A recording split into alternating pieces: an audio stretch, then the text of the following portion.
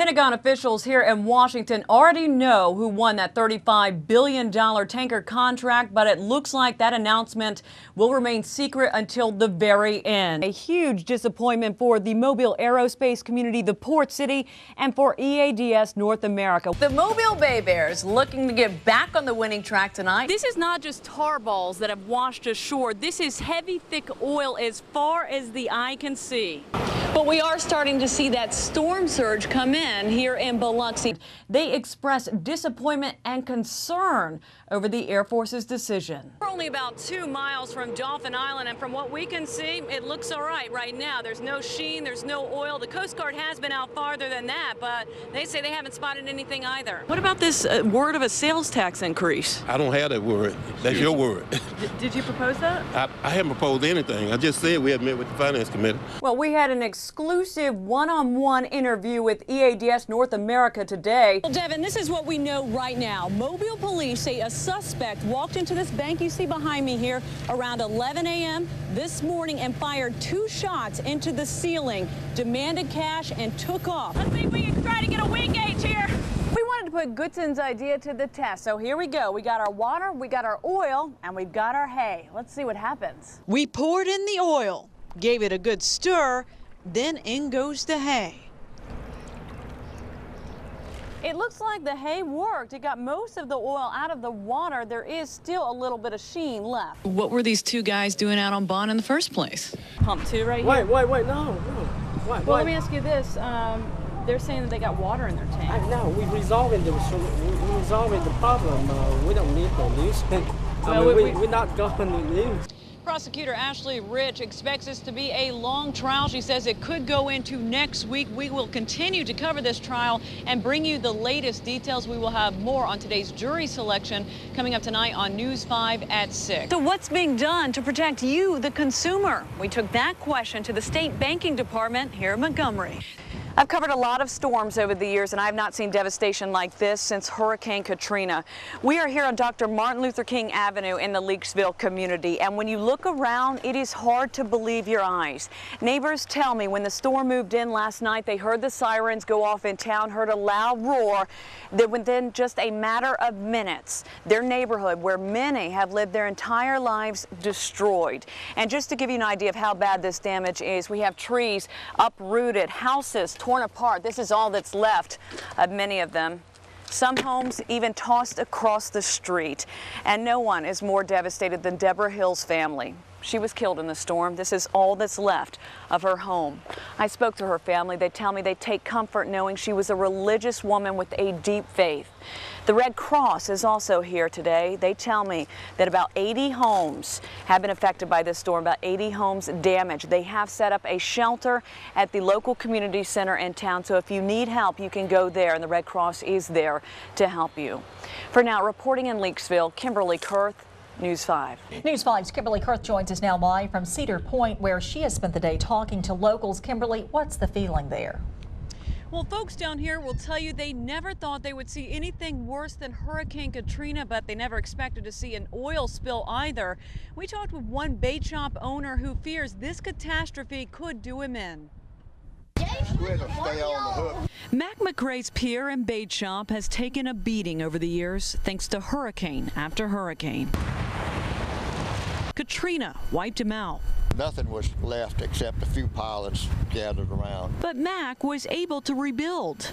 In about a week, you're gonna see all over the place. This time, he doesn't think he'll be able to get back on his feet. I looked out and I said, you know, the weather's bad, it looks like a hurricane, but the thing about Katrina and all of them that were coming this way, I knew in 4 or 5 months I'd be back up and running. Like a hurricane, Mac knows it's not a matter of if, but when the oil makes landfall. I'm scheduled to have a boom around the pier, but when you have seas that are 2 to 3 feet, the boom is not going to do any good. And if they don't shut that valve off, I mean, this is beyond catastrophic. It's going to devastate so many people. I mean, it's just unbelievable. Generations and generations of fishermen, oystermen. Do you think you're going to lose your business to this? Oh yes. And the thing about it, I have 3 large SBA loans that are drafted out of my account each month. And I don't know what, I don't want to go there because it's too tough. The thought brings him to tears. Get your fishing pole. So for now, he's just going to enjoy the livelihood he loves so much while he still can. And Mac is not the only one who is worried. Just down the road in Heron Bay, you will find a similar story. Another bait shop owner who has had to rebuild his shop 4 times because of hurricanes. Now he is once again concerned for the future of his business. We will hear from him coming up tonight later in our show. For now, reporting live from Cedar Point, Kimberly Curth, News 5. Well, we had an exclusive one-on-one interview with EADS North America today about the Pentagon's announcement and whether or not they will protest the Air Force's decision. EADS North America is still trying to figure out what went wrong. Our initial reaction was certainly disappointment for ourselves, but also for Mobile. I mean, we have a strong partnership with Mobile and feel that very personally. We sat down with the company's spokesman for an exclusive one-on-one interview just 1 day after the Pentagon announced Boeing beat EADS in their bid to build refueling tankers for the Air Force. I think what we can tell you is Boeing was a clear winner. We were the only local crew at the Pentagon when that announcement was made. EADS was very confident that they had the better plane at the better price. Do you anticipate that they will protest? And if they do, what would that mean for the production timeline? As I indicated, the unsuccessful offerer has the opportunity to pursue a protest if they think they have the grounds. We think we've put together a process that was fair, open, and transparent, and that does not provide grounds for a protest. Will EADS protest this decision?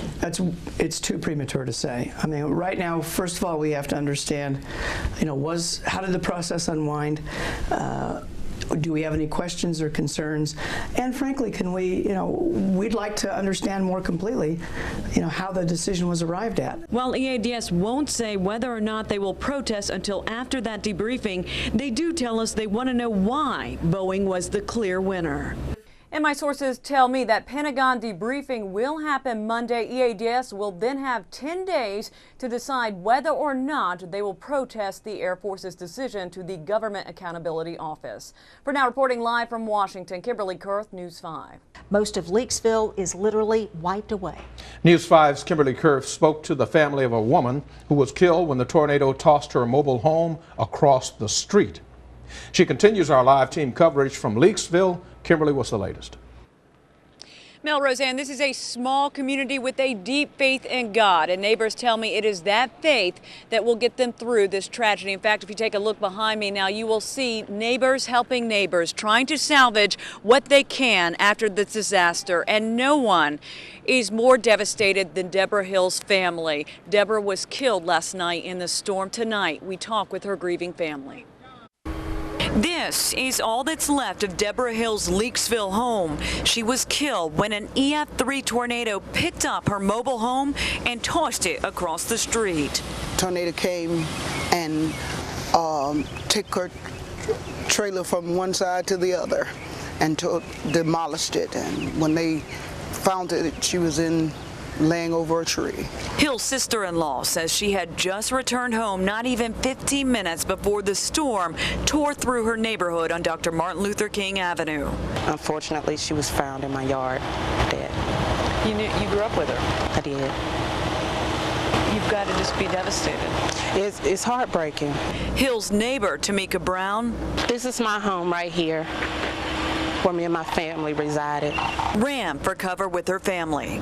We ran to the left side where the master bedroom is. We got into the master bathroom, closed the door, locked it, and got into the bathtub until it passed over. How many of you guys were in the bathtub? 4. Brown says it only took minutes to destroy her childhood neighborhood. It's unreal, and like I say, this is something that, yes, you do see on TV, but it does happen. This is to show you that it does happen in other places. What are you guys going to do? I don't know. I'm just thankful for being alive right now. As hard as it is for Hill's family, Amen. We believed and knew that she was an individual that believed God and she was praying. they take comfort knowing their Deborah was a religious woman. She is present with God now. With a strong faith. And this is a sight you will see throughout this small town. Snapped utility poles, down power lines, and destroyed homes. The Red Cross says about 80 homes were damaged in last night's storm. That is why they have set up a shelter at the Leakesville Community Center. So if you need help tonight, that is where you can go. We will have much more on the devastation here in Leakesville coming up in the special edition of News 5 at 6. But for now, reporting live in Leakesville, Kimberly Curth, News 5. Billy White says his little boy's health is now at risk, all because of a sewage problem he says his landlord won't fix. My son was out here on Easter Sunday playing with all the other kids hunting Easter eggs and chasing each other, and my son fell in a septic tank that had blown the lid open from the raw sewage running out. This is home video White shot of his 4-year-old son Trevor after that fall. All the way up to his waist where he fell through the sewage tank. Before he was taken to the hospital. Now White's worried his son could contract a handful of diseases or worse. Luckily, there was somebody out here. Had there not been somebody out here, he could have drowned and died right there. That is why I'm so upset. White showed us the problem. Raw sewage is overflowing in his yard and next door. I've asked my landlord for 8 months to fix this sewage that's running over on the ground.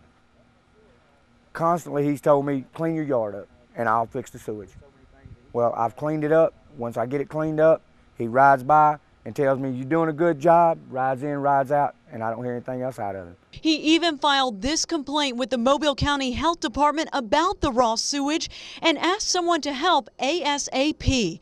The health department tells us they did find a failing sewage system here and raw sewage on the ground. Does this pose a health risk? Oh, obviously.